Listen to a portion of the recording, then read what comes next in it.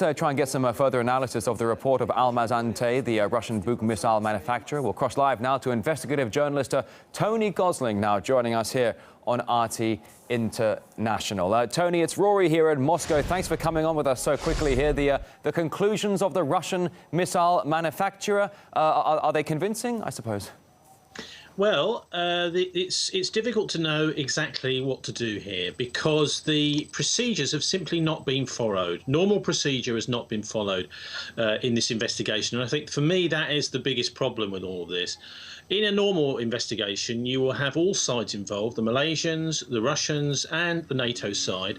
This investigation has been really conducted by the Dutch, which of course is a NATO country, and also there was actually even some problems in involving the Malaysian authorities in the first place. I think we've got a marvellous safety record in aviation actually, and the procedures are very important. I mean, I was involved many years ago as actually working at a place called Biggin Hill Airport, which was a fighter base in the Second World War, and what we won the war for was to actually make sure these kinds of procedures are followed, and they haven't been followed in this case. I mean, we've had also the context of this, which is not really talked about by the Dutch, is you've got a conflict going on in Ukraine between East and West with 8,000 or so people killed, 18,000 roughly injured.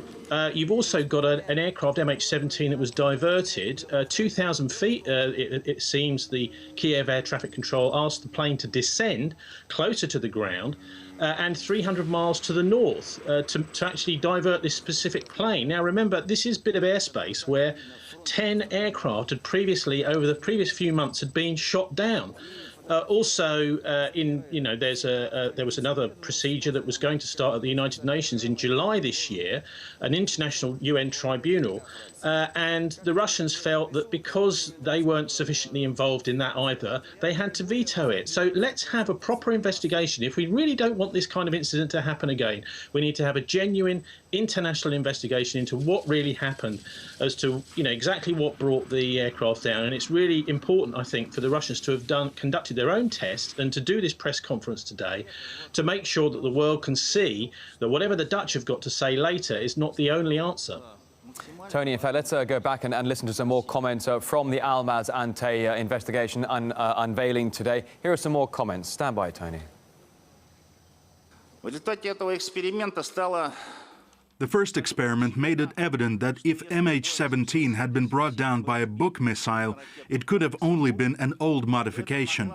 The data on this experiment was handed at the beginning of August to the Dutch board, but this information wasn't taken into account, and our company decided to carry out another, more large-scale experiment. It was carried out in conditions identical to those in the report of the Dutch board. The results of the experiment completely contradict the conclusions of the Dutch board on the type of the missile and the place of the launch. Jan Novikov there of Almaz-Antey, ultimately saying 24 hours after what the Russian Foreign Minister Sergei Lavrov had to say. Lavrov saying that some key, quote, facts have been ignored by investigators in the downing of MH17. Why are so-called key facts being ignored, Tony? Well, it's. I mean, we've heard from your previous commentator that this investigation, it does look as if it's been politicised by the Dutch, by the NATO side. I mean, why would you allow only one side in the East-West conflict to actually do that investigation? What you've got here is, I think, a militarisation of it rather than just a politicisation. Oh, and all right, so you were mentioning, though, that this should have been a multilateral investigation here. Malaysia should have certainly been involved. It seems the Dutch have had the main hand here. But, of course, it was when the black boxes were originally found, they were actually given straight to UK intelligence. The Ministry of Transport got their hands on the black boxes. Tony, why did the UK Ministry of Transport say, we will know within 24 hours what happened, and that was 15 months ago? Well, they're not sharing this information, are they? Like I say, it's been militarised. It's awful for the nearly 300 victims' families.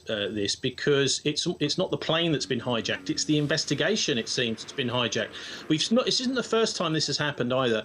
If you go back to the 1980s, in 1 year we had the Lockerbie tragedy and the Iran Air tragedy as well, both of which were awful investigations, not properly done at all. And this was there was East-West hijacking of those investigations too. So I think what we've got to do is look, I think, as almost people right across the world and the victims' families need to try and take everything here into account, and we're seeing this more and more, the politicization of these international inquiries. I'm really worried actually that this is going to set a precedent for future sorts of tragedies like this also being hijacked. There's one other aspect to this which maybe hasn't been looked at, certainly by the Dutch, I don't think, and that is the mysterious resignation of Andrei Perubi, who's the Ukrainian, the Kiev-based Defense Secretary of Ukraine. Just a few weeks after this, he would never give any explanation as to why he resigned. He was from the far right, and he was running the defense system at the time. So I think he actually should be summoned to Holland to give some answers to what, if any, his involvement was with the Ukrainian military in this accident. All right, Tony Gosling, investigative journalist, joining us live here on RT International. Thank you very much indeed for your time and insight today, Tony. Thanks, Rory. Thank you.